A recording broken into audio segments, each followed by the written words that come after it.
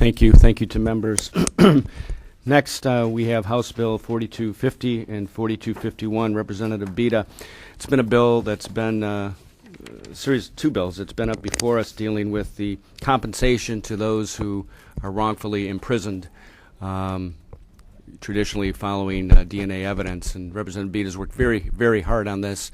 He has some important witnesses to be with us today, some who we have heard from in the past, along with the Innocence Project. And Representative Biede, I will turn it over to you as to 4250 and 4251. Good morning.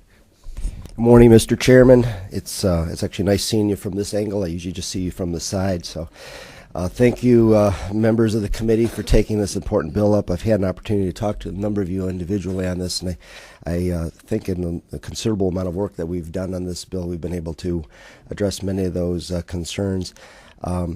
You know, as I was looking at this case and the case that inspired this, that of Ken Wynenko and several other individuals that were wrongfully convicted, I'm reminded of a quote by Alexander Solzhenitsyn, and he said that justice is conscience, not a personal conscience, but the conscience of the whole of humanity. Those who clearly recognize the voice of their own conscience usually recognize also the voice of justice. The bill before us today deals with compensation for individuals who've been wrongfully convicted.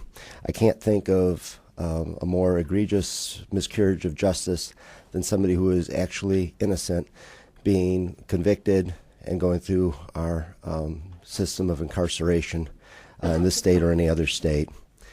The purpose of House Bill 4250, which has gone through many other changes to address some of the concerns that have been addressed by members of this committee and others.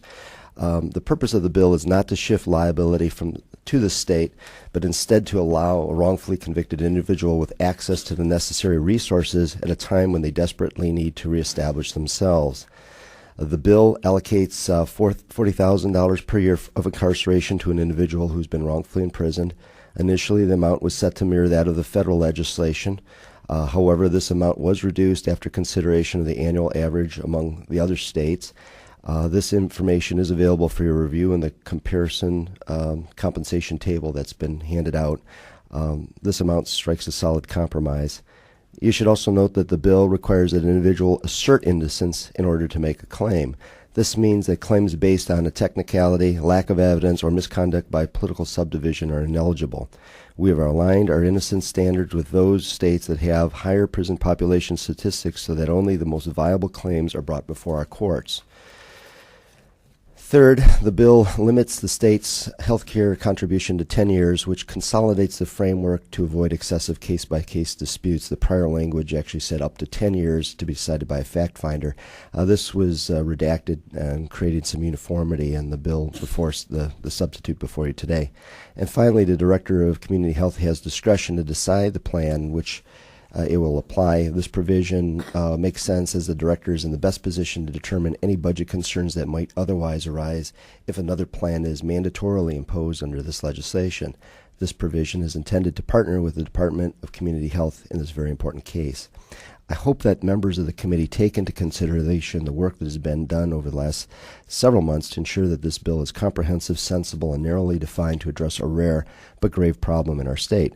This is not a novel concept, and I want to stress that this is evidence of the fact that 23 other states have this type of compensation program in place, as well as the federal government.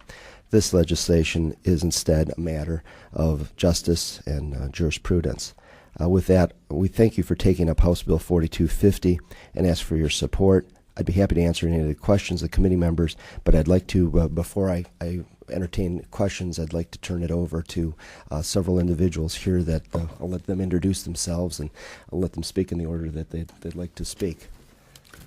Thank you, Representative Biede, for your work.